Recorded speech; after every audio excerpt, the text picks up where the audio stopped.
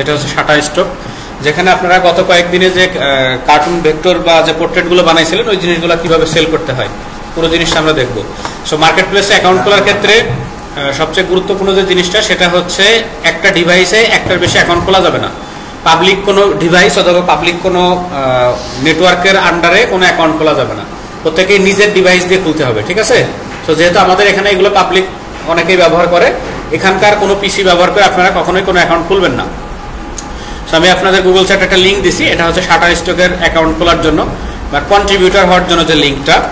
So এখানে আসার পরে এটা বলতেছে কি share your work and start earning, ঠিক আছে? আপনার কাজগুলো শেয়ার করবেন এবং এখান থেকে আপনি আর্নিং করতে পারবেন। গেট স্টার্টেড দিলাম, গেট স্টার্টেড দেওয়ার পরে এখন হচ্ছে দেখেন কন্ট্রিবিউটর account.shutterstock.com, ঠিক আছে? কন্ট্রিবিউটর মানে হচ্ছে যারা এখানে কাজ করে বা আপনারা যারা টেমপ্লেট যারা সেল করে তাদেরকে বলা হয়েছে কন্ট্রিবিউটর। প্রত্যেকটা মাইক্রোস্টক সাইটে কন্ট্রিবিউটররা হচ্ছে ফাইল সেল করে। আচ্ছা, আপনার নাম বলেন, কি দেখি লিখতে হবে? একদম ফুল নেম। কাছে আসেন, আপনি ওই মাস্ক খোলেন নাহলে কাছে আসেন। হ্যাঁ,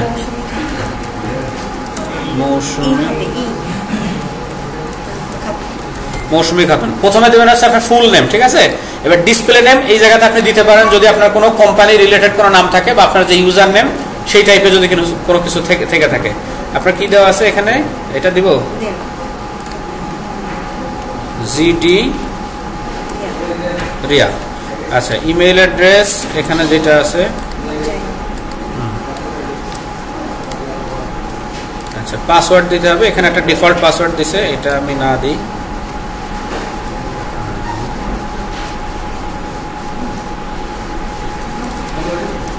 সবাইকে দেখাই দিই। হ্যাঁ, এই যে এটা হচ্ছে পাসওয়ার্ড, পরে আপনি চেঞ্জ করে নিয়েন। তারপর এখানে আর লাগতেছে না, জান আই ক্লিয়ারিফাই 18 বছর আপনার বয়স হয়েছে সেটা আপনি ডিক্লেয়ার করবেন, দেন গেট স্টার্টেড। এই হচ্ছে অ্যাকাউন্ট খোলার প্রসেস। অ্যাকাউন্ট কমপ্লিট হয়ে গেছে, আর কোনো কাজ নেই অ্যাকাউন্টে। এখন মেইলে ভেরিফিকেশন করবেন আর ফাইল আপলোড করা শুরু করবেন। দেখেন এখানে মেইল আসছে ভেরিফিকেশনের জন্য, শাটারস্টক ইউর ইমেইল অ্যাড্রেস, এখান থেকে আছে ভেরিফাই ইমেইল। অ্যাকাউন্ট খোলা খুবই সহজ। এখন শুধু ছবি টবি দিয়ে ফেসবুকে যেরকম ভাবে প্রোফাইল টোফাইল সেট আপ করতে হয় এরকম ভাবে করে দেবেন। মেইন কাজটা হচ্ছে আপনার ফাইল প্রিপেয়ার করে ওটাকে এসইও করে কিভাবে আপলোড করবেন। সেখানে কান্ট্রি দিয়ে দেন আফগানিস্তান, তারপরে অ্যাড্রেস লাইন, অ্যাড্রেস কি দিব? মাগুরা সদর, মাগুরা সদর। আচ্ছা দিলাম না, মাগুরা প্রভিন্স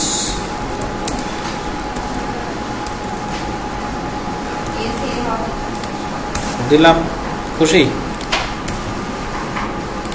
পোস্টকোড কত? আচ্ছা, সেম অ্যাড্রেস দুইটা, এখান থেকে নেক্সট। আচ্ছা, ওটা সেভ দরকার নাই। এবার বলতেছে যে আপনার ছবি আপলোড করতে হবে, ঠিক আছে? ছবি আমরা পরে আপলোড করি। Go to your dashboard. ড্যাশবোর্ডের ভিতরে গেলে অনেক যন্ত্রপাতি দেখা যাবে, টাকা পয়সা দেখা যাবে, যে বোনাস টোনাস দেয় কিনা। বোনাস টোনাস কিছু দেবে না। এখানে হচ্ছে হোম, আপনার ফাইল টাইল যেগুলো আপলোড করা থাকবে সেই জিনিসগুলো এখানে দেখাবে। নট সাবমিটেড, আপনি এখানে আপলোড করার পরে এসইও পর্যন্ত যদি অপেক্ষা করেন, এসইও করেন নাই সেই পর্যন্ত সেগুলো নট সাবমিটেড থাকবে। আর যেটা সাবমিট করে দিবেন রিভিউর জন্য সেটা পেন্ডিং অ্যাপ্রুভালে থাকবে। আর যেটা আপনার কমপ্লিট হয়ে যাবে সেই জিনিসগুলো এখানে পোর্টফোলিওতে থাকবে, মানে যে ফাইলগুলো কমপ্লিট হবে। আর সারা বিশ্বের কোন কোন জায়গা থেকে আপনার ফাইলগুলো কেনা হয়েছে সেই জিনিসটা আপনি এখানে এই গুগল ম্যাপে দেখতে পারবেন, যে কোন কোন দেশ থেকে আপনার ফাইলটা ডাউনলোড হয়েছে বা আপনার ফাইলটা কিনছে, পুরো ম্যাপ আপনি এখানে দেখতে পাবেন। তারপরে আর্নিং টোটাল কত হয়েছে এখান থেকে আপনি এগুলো দেখতে পাবেন, পোর্টফোলিও ইনসাইজ যা আছে। আর প্রোফাইল এখান থেকে চাইলে আপনি সেটিংস চেঞ্জ করে প্রোফাইলের ছবি টবি আদার্স যা আছে এগুলো দিতে পারেন, একদম বেসিক জিনিসপত্র। এখানে আগে যা যা দিয়েছিলেন এইগুলো বাদে বাকি সবগুলো চেঞ্জ করতে পারবেন, ঠিক আছে?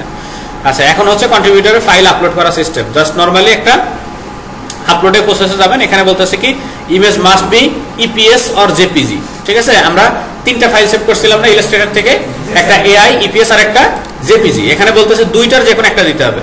জেপিজি কোনটা দিবেন? জেপিজি যারা স্টক ফটোগ্রাফি করেন, স্টক ফটোগ্রাফি বুঝেন, ছবি তুলে যারা মানে ফ্রি হ্যান্ড ফটোগ্রাফি বা ফটোগ্রাফি প্রফেশনাল ফটোগ্রাফি যারা করে, ছবি যারা তুলে, তাদের জন্য হচ্ছে জেপিজি ফরম্যাট। আর যারা হচ্ছে ডিজাইনার, ইলাস্ট্রেটর বা ভেক্টর নিয়ে কাজ করে তাদের জন্য হচ্ছে ইপিএস ফাইল, ঠিক আছে? এআই ফাইলটা হচ্ছে আপনার নিজের জন্য রেখে দেবেন এডিটেবল, আর ইপিএস ফাইলটা সবসময় বাইরে শেয়ার করার জন্য।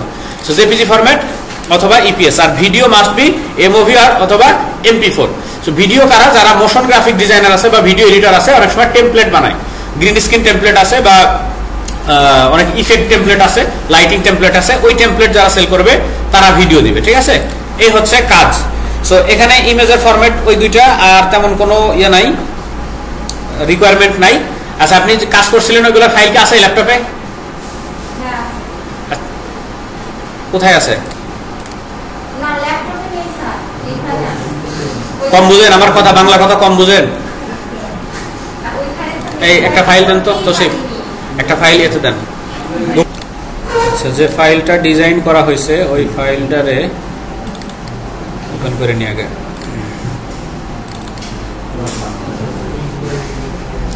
আচ্ছা, এই হচ্ছে আমাদের মূল ফাইল যেটা আমরা ডিজাইন করেছি অ্যাডোবি ইলাস্ট্রেটরে। এন্ড এখন এটা লেয়ারগুলো চেক করতে হবে, কোনো লেয়ার লক করা আছে কিনা। এই দেখেন প্রত্যেকটা লেয়ারই লক করা আছে।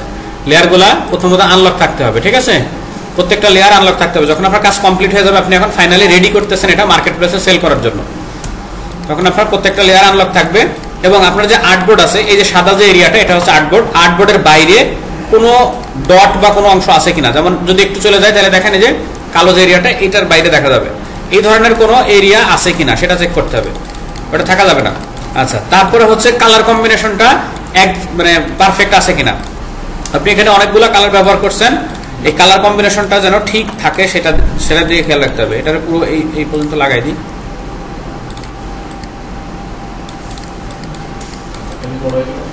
বড় সমস্যা নেই, টেবিল বড় নিয়ে কোনো প্যারা নেই।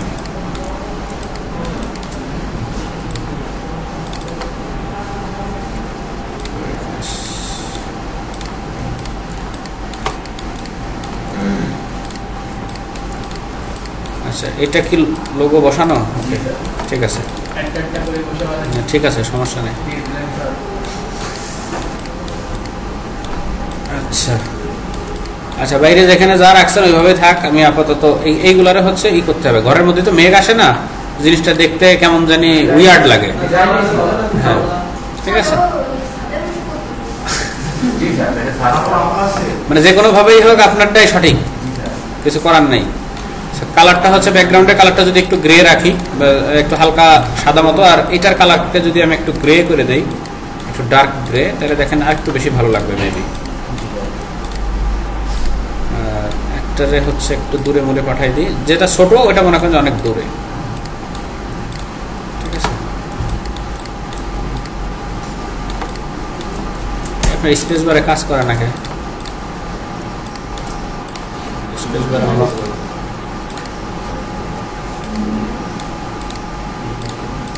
আচ্ছা, আশা করি আর্টবোর্ডের বাইরে তেমন কিছু নাই। আছে কিনা সেটা চেক করবেন কিভাবে। আপনি পুরো আর্টবোর্ডটাকে একটু ছোট করবেন, জুম আউট, কিবোর্ড থেকে কন্ট্রোল ওয়াই প্রেস করবেন। কন্ট্রোল ওয়াই হচ্ছে আউটলাইন ভিউ, এক্সরে করার মতো, ঠিক আছে? এখন আপনি শুধুমাত্র লাইনগুলো দেখতে পাবেন, প্যাথ লাইন কোথায় কতগুলো প্যাথ লাইন আছে, বাইরে কোনো জায়গায় নাই, শুধু এই আর্টবোর্ডের ভিতরে এইটুকুই আপনার প্যাথ লাইন আছে। এটা কি? হ্যাঁ, কন্ট্রোল ওয়াই। এটা কি আর এটা কি? এই দেখছেন নিচে মালটারে ঢুকাই রাখেছে।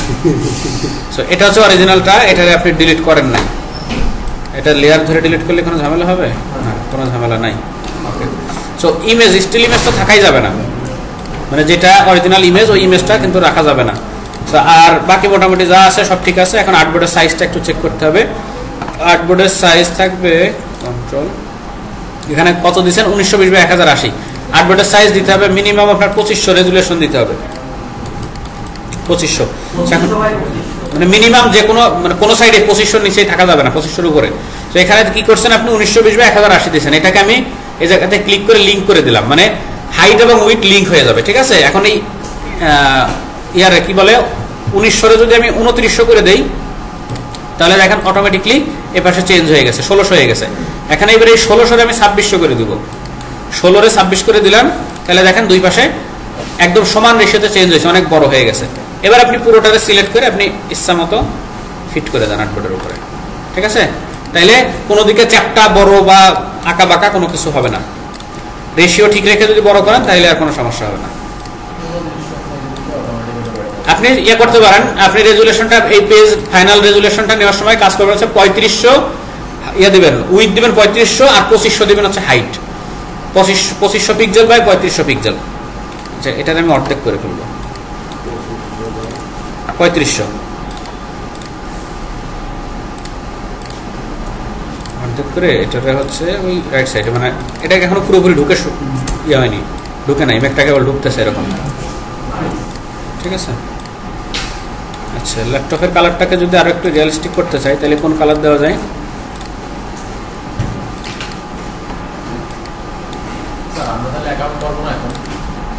কেন করবেন না? আপনার ডিভাইস নাই?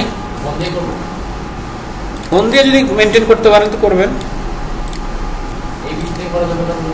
এই পিসি দিয়ে করা যাবে না। এখানে দেখছেন কাটছেন, এটা কিন্তু ক্রস করে না এই দুই মাথা। কালার কিভাবে আলাদা করবেন?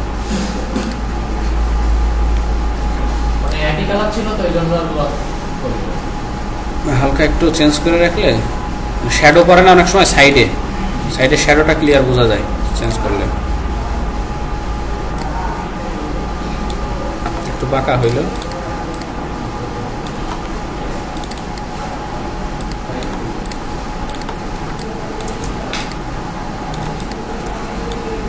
মোটামুটি কম খারাপ না।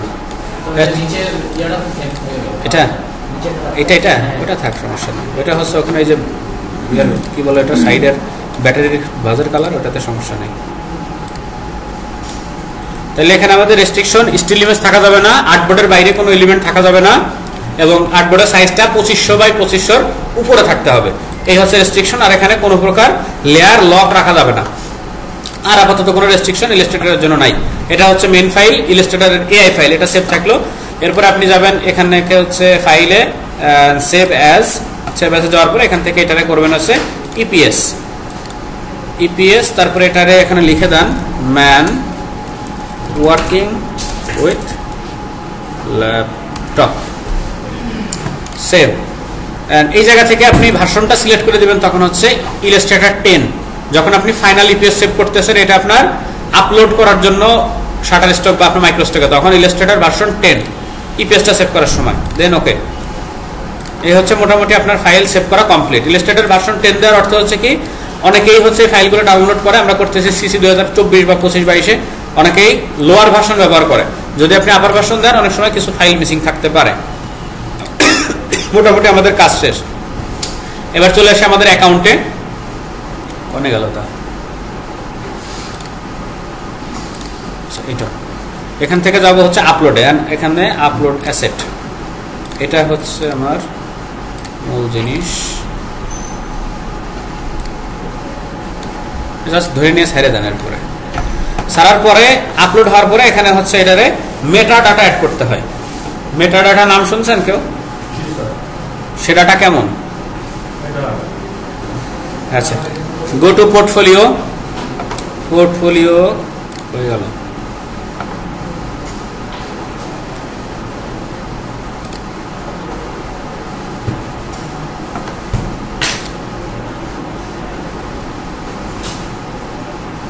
কোনো আশা নাই। এই যে আমাদের ইলাস্ট্রেটর কি এআই ফাইল চলে আসছে। এখন এটারে সিলেক্ট করলে এই পাশে দেখেন মেটা ডাটা অ্যাড করার অপশন আছে। সেখানে কি কি লাগবে? প্রথমত আছে description.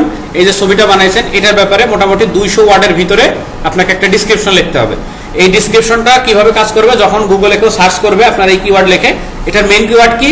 A man working with laptop, এটা হচ্ছে মেইন কিওয়ার্ড। এই কিওয়ার্ডকে বেস করে আপনাদের একটা ডেসক্রিপশন লিখতে হবে। তারপরে এখানে আছে ক্যাটাগরি, এটা কোন ক্যাটাগরির জিনিস? এটা হচ্ছে গ্রাফিক ডিজাইন ক্যাটাগরি আছে কিনা, আর্ট, প্রথমত হচ্ছে আর্ট। আর সেকেন্ডারি ক্যাটাগরিতে আপনি দিতে পারেন এখান থেকে হচ্ছে টেকনোলজি, ঠিক আছে? So art and technology. এরপরে হচ্ছে কিওয়ার্ড, এখানে মিনিমাম 7টা কিওয়ার্ড দিতে হবে, সর্বোচ্চ 50টা কিওয়ার্ড দিতে পারেন। কিওয়ার্ড হচ্ছে যেটা লিখে মানুষ সার্চ করবে। আমাদের একদম মেইন টার্গেটের যে কিওয়ার্ডটা ম্যান ওয়ার্কিং উইথ ল্যাপটপ, এটা হচ্ছে এই কিওয়ার্ডের সিমিলার রেখে আরো কি কি কিওয়ার্ড হইতে পারে সেই জিনিসগুলো খুঁজে বের করতে হবে। পারবেন কিওয়ার্ড বের করতে? ডিজিটাল মার্কেটিং শিখতে হবে। ম্যান ওয়ার্কিং উইথ ল্যাপটপ, একটা কিওয়ার্ড আপাতত বসাই দিলাম। এখানে দেখেন এরা সাজেস্টেড কিছু কিওয়ার্ড আপনাকে দিয়ে দিচ্ছে, সাজেস্টেড কিছু কিওয়ার্ড এখানে দিয়ে দিচ্ছে। কি বলছে? অ্যাপ্লিকেশন, বিজনেস, হাবিজাবি, কার্টুন মার্টন অনেক কিছু দিয়ে দিচ্ছে। এর মধ্যে থেকে যদি আপনার মনে হয় যে কিছু কিছু কিওয়ার্ড আপনি নিতে পারেন, সেই জিনিসগুলো আপনি এখানে বসাই দেবেন। যেমন আমি জব নিই, এখান থেকে ডিজিটাল নিই, কম্পিউটার নিই, কার্টুন নিই, তারপরে হচ্ছে হ্যাঁ হাইলাইট না, কিওয়ার্ড কি হাইলাইটের জন্য দেয় নাকি? এখানে এরা ফিচার কিওয়ার্ড আপনাকে সাজেস্ট করতেছে। তারপরে হচ্ছে এদিকে ডেসক্রিপশনটা তো লেখা হলো না, ডেসক্রিপশন আমি সেম জিনিস লিখে দিই। Man working with laptop on his in room সাদে রুমই থাক and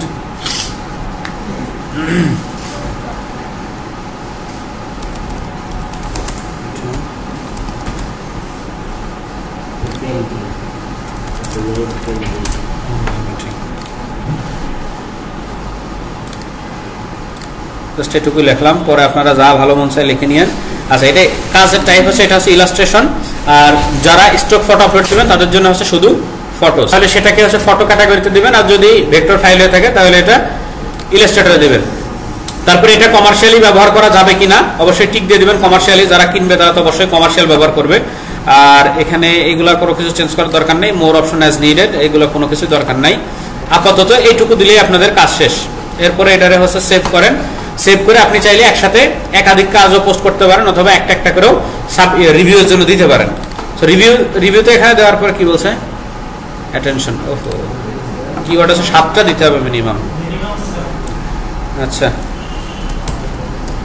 ভেক্টর ল্যাপটপ রিমোট হয়েছে না? হয়েছে। এবার সাবমিট। কিসের সমস্যা? বানান বলেছে আর যন্ত্রণা। ভেক্টর এতে তো আরো কম রেস্ট্রিকশন আছে, ফ্রি পিকে আরো বেশি। আপনার ছবি ডিজাইন করা ছবির ভিতরেও যদি কোনো স্পেলিং মিস্টেক থাকে সেটাও রিজেক্ট করে দেয় ইমেজের ভিতরে। আচ্ছা, চলে গেছে মোটামুটি, রিভিউতে চলে গেছে। এখন হচ্ছে এটা পেন্ডিং এ আছে, পেন্ডিং এর পরে এখান থেকে রিভিউ হবে। 5 দিন সময় আছে, আগে 3 দিন নিতে, এখন 5 দিন সময় নেবে। তো 5 দিনের ভিতরে আপনাকে যদি পাবলিশ হয়ে যায় তাহলে আপনি পোর্টফোলিওর মধ্যে এখানে দেখতে পাবেন যে আপনার কন্টেন্টটা পাবলিশ হয়ে গেছে। তারপরে সেল টেল হইলে ওই জিনিসগুলো দেখা যাবে। এই হচ্ছে আপাতত মোটামুটি আপনাদের কাজ। ছবির কোয়ালিটি বা আপনার যে কাজগুলো করতেছেন এই কাজের কোয়ালিটিটা ঠিক রেখে পারফেক্ট একটা শেপে নিয়ে আপনি তারপরে এগুলো আপলোড করবেন। আর শাটারস্টকে যে অ্যাকাউন্ট খোলা, মোবাইল দিয়ে আপনি চাইলে করতে পারেন। ফাইলগুলো পিসিতে রেডি করলেন, মোবাইলে ঢুকে সেখান থেকে আপলোড করতে পারেন যদি আপনি চান। পরবর্তীতে এটা নিয়ে কাজ করবেন। এই হচ্ছে আপনাদের